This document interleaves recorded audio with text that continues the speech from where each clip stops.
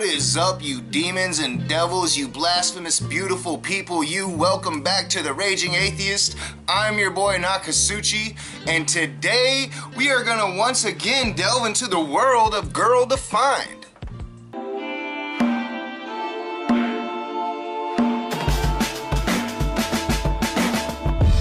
What is up, my fellow atheists and agnostics? Welcome back to The Raging Atheist. And like I said, once again, we're going back at the girls of Girl Defined. This time it's going to be both of them in one of their regular styled videos.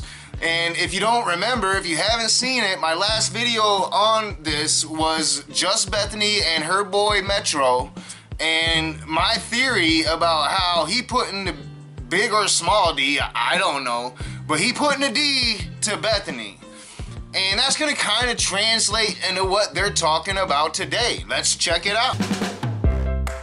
Hey guys, it's Kristen and Bethany here, and we want to talk about erotica in this video and whether or not Christian women should read it. Oh shit, that's right. We are going to be talking about erotica with the girls of Girl Defined. I don't know what could be hotter on YouTube right now. I am providing this just for you guys during this very special week of Rage Week, trying to provide as much content as I can for you guys. And this is going to be fucking hilarious. Like I said, I just put out a video with a conspiracy theory. Bethany gets the D. Check that shit out. That shit is funny, alright? And we're gonna fucking get into this shit because they're gonna talk about erotica. And I know what you're thinking. You're like, Nakasuchi, what the fuck do you know about erotica? Well, actually, I have almost read every single type of book that you can motherfucking read, yo. I mean, erotica can't be much dirtier than the Karma Sutra. And I'm not gonna say that I've actually read actual erotica like they're talking about, or like the genre erotica. The closest I've come has been romance novels. I have read several books written by Sidney Sheldon and almost every book written by Danielle Steele. And I know what you're saying. Oh my god, I knew it. Nakasuchi's gay. Nope, I'm not gay. I'm not. It wouldn't be a bad thing if I was. I'm just not. I'm straight. I started reading these books because I was out of books as a teenager, and my stepmother read Danielle Steele and Sidney Sheldon, and I was bored and I wanted something to read, and guess what? They were great fucking books. I'd more than definitely probably read those books again if I was bored enough. So you can think what you want, and don't knock it if you ain't tried it. And I ain't gonna lie, man. Those books had me horny. I mean, it was hot. I had a raging boner through most of those books. Not taking from the great stories of those books, but just the romantic scenes, which I'm sure isn't as illicit as erotica itself, had me horny. And don't get it twisted. You know, you're gonna be like, is he agreeing with the girls of Girl Defined? Fuck no, I ain't. I ain't agreeing at all, because I think this is a very good thing. I mean, this is a very good thing. It's very healthy. This is going to elaborate on your imagination. This is going to tell you what women want. This is going to tell you how to treat women. Most of these books are written by women. Why not listen to the things that women want? I think for men, these are great fucking tools. You'd be stupid not to use them. Most men don't, and I think that's why I am better than most men. With erotica being so popular right now for women specifically, we've been getting a lot of questions about it from you guys and just wondering, like, is this healthy? Is it okay? Should I read it? Should I not? My friends are reading it. Everyone's reading it. How do I respond to this? And we're actually, because of that and a lot of other questions we get from you guys, we're actually working on a third book about sexuality, and we are talking about erotica in this book. And so I have been knee-deep in research on the specific topic of erotica, and so we thought it would be so great and helpful in this video just to unpack some of the research that we've uncovered. I ain't gonna lie, man. I ain't gonna lie. I kind of wish somehow magically your boy Nakasuchi could have been in the room when Kirsten here was researching erotica, especially with what she's gonna reveal about her marriage later on in my video. What we've discovered, and really asked the question, is this a good and healthy thing that we as Christian women should be consuming? If you're not exactly sure what erotica is, it's basically a genre of content, and here's how the dictionary actually describes it. Literature or art intended to arouse sexual desire. Kind of like, you know, the effect your channel has on atheists. It's kind of like Girl Defined for atheists. That is the purpose of it. One Christian author describes why erotica is so wildly popular with women specifically, and she says, erotica promises to take you out of your boring world and inject some adventure, even if it's only in your mind. For a brief moment, you can feel alive imagining what it would be like to fall madly in love with a gorgeous man, to be so beautiful that heads always turn your way, to ride away on a private jet to an ocean getaway, or to have mind-blowing orgasms at will. Yo, that's kind of what good fiction does. It takes you to that place, you experience those feelings. That's brilliant writing if it can actually do that. So, you know, what Girl Defined is actually doing here is telling their teeny bopper audience to stop reading.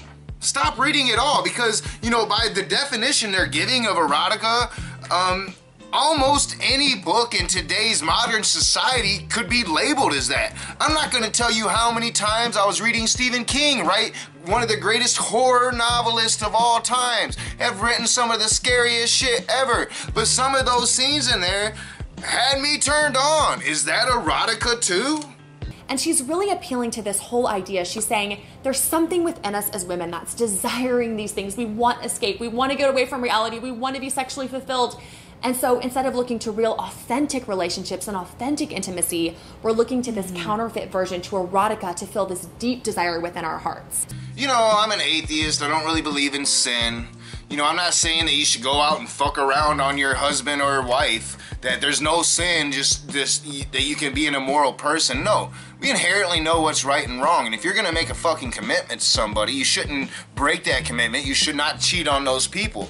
You know, and they're pretty much saying in this video that erotica, when you read erotica, is cheating, basically. You know, you're going to a place of sexuality with another person from another person's mind. You're having these feelings that you should only have with your fucking husband. So, I mean, that's what they're saying. And it's stupid. You know, I cannot endorse anybody that's gonna look at their audience straight in the fucking eye and be like, be dumber, stop reading.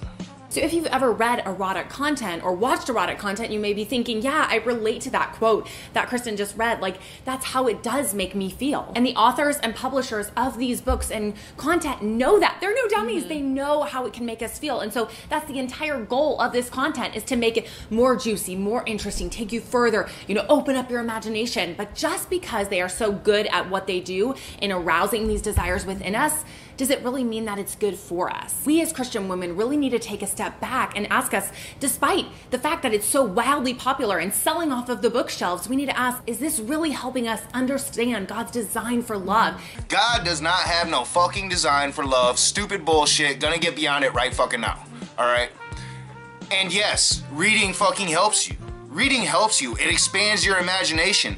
It expands your vocabulary. It's like an exercise for your fucking brain. For you to say not to read is for me to say, like, go smoke fucking meth. You know, it doesn't make any fucking sense. But you're so fucking hung up on the fact that these books are meant to sexually arouse, and you should not fucking care about it. It's not your fucking business. If you don't want to read it, it's a free country. Don't fucking read it. But don't sit here in fucking judgment of people that fucking do. This is what I can't stand about you evangelical fucktards. I can't fucking stand it. And here I am sitting in judgment about you sitting in judgment, and I can't stand the fact that you're making me sit in judgment, and I don't know, it's a fucking paradox. I want to stop and talk to the single women, because I'm not married, I've never had sex before, and so I can relate to y'all. And already called bullshit on that one with the last fucking video.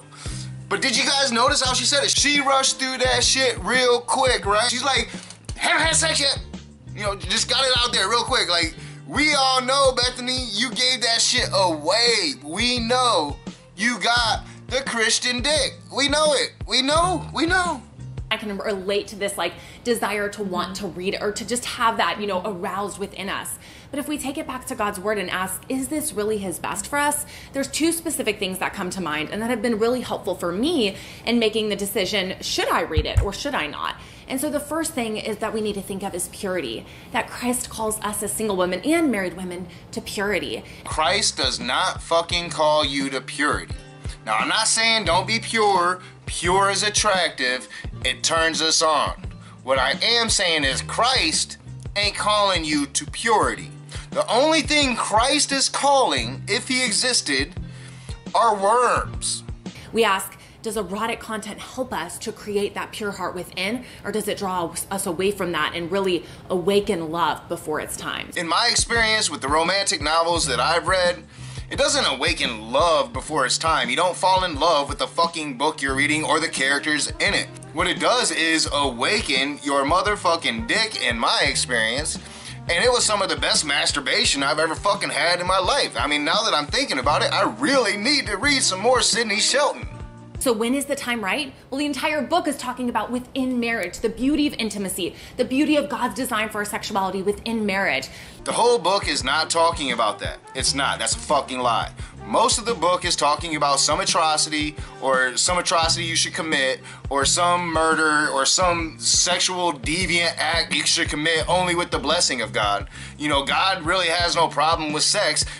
King Solomon was his favorite human being on earth. And what do we know about King Solomon? Motherfucker had a wife and over 1,000 concubines. That motherfucker was getting more pussy than Wilt Chamberlain at the height of Wilt Chamberlain's career, yo. And God loved that bitch. But as single women, he's saying, don't arouse yourself in that way. Don't awaken love in that way until you get married. And then that's the time to celebrate God's good design within that.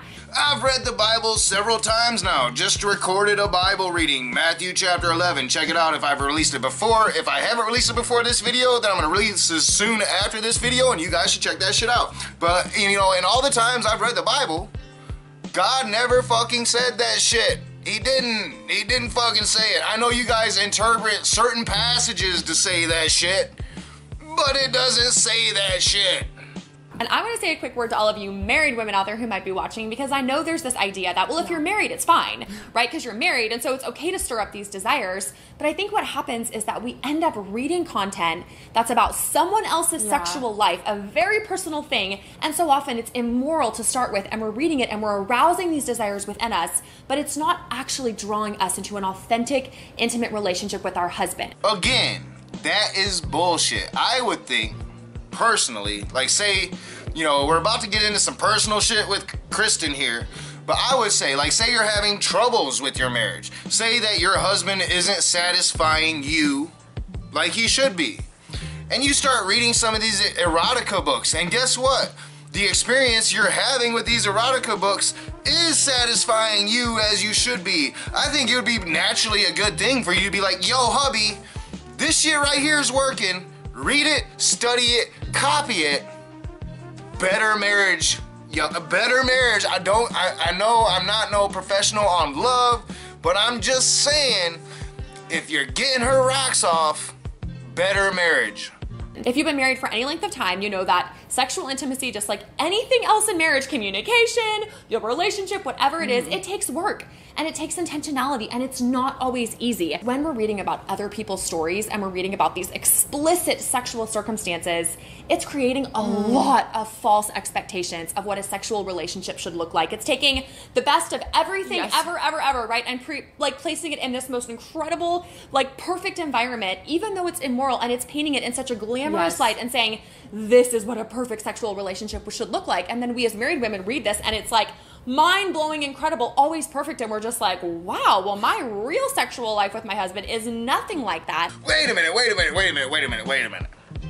Did we just get some kind of admission from Kristen about her married sexual experience? Let's watch that shit again. If you've been married for any length of time, you know that sexual intimacy, just like anything else in marriage, communication, your relationship, whatever it is, it takes work and it takes intentionality, and it's not always easy. When we're reading about other people's stories and we're reading about these explicit sexual circumstances, it's creating a lot of false expectations of what a sexual relationship should look like. It's taking the best of everything ever, right? And placing it in this most incredible, like, perfect environment, even though it's immoral, and it's painting it in such a glamorous light and saying, this is what a perfect sexual relationship should look like. And then we as married women read this and it's like mind-blowing, incredible, always perfect, and we're just like, wow, well, my real sexual life with my husband is nothing like that.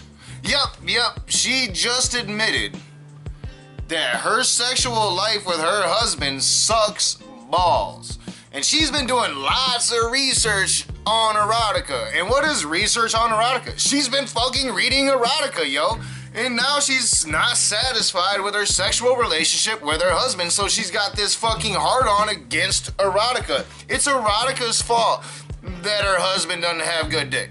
It's her erotica's fault that her husband doesn't tickle that pussy like they did in that erotica book. No.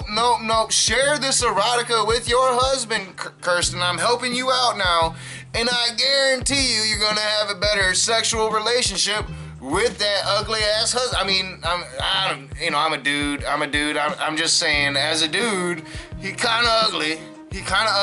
It could be the Christian coming out of his eyes, but I mean, kind of fucking ugly. But so maybe that's why you're not enjoying it. Maybe you need some kind of, I don't know, wild animalistic atheist in your life. Probably hard to find down in fucking Texas, but I do have a number. Lives down in Texas. He'd rock your world. And I know for me, it could really stir up an incredible heart of discontentment where you become so discouraged with your own marriage, so discontent, and you can almost create, like, look at your husband, like, wow, what is wrong with us? Like, we've got nothing going here. And so instead of it actually bringing you into a closer, genuine intimacy, it really can become a wedge between you and your husband. Whoa, Kristen, whoa, too much fucking information, yo. That's your personal fucking shit. Hubby, if he wanted those evangelicals, you know what I'm talking about, ain't gonna be too happy, and you might not be able to do some videos with a couple black eyes, so I would stop while you're ahead, I would stop, and, you know, I know that he might be one of those evangelicals that thinks he's like one of the best men ever, and it might be like, you know, a stain on his fucking integrity if you came with some advice about how he should please you, you know, but guess what? If you can figure out a way to come at him that is not going to offend his sensibilities, it might help your fucking relationship. Or if he is one of these motherfuckers that gets violent about this shit, get the fuck out. You got money. You've been talking about your interns and shit. Our intern's making some noise. You got interns. If you got interns, you got money. You can get the fuck out. I hope you guys are enjoying Rage Week. I hope you guys enjoy this newest video on Girl Defined. It's been a while since I did both of them together. That didn't sound right. I stand by it though. Been a while, so I hope you guys enjoyed that shit. If you like my videos, hit that thumbs up, subscribe to my channel, share me on your social media. Yo, I mean, that's how I'm getting out there. You guys are sharing me. I'm seeing it in my analytics. Share those videos. It is working. It is working. We're getting the message out. You know, comment in the comment section below. I'm gonna see you guys very soon.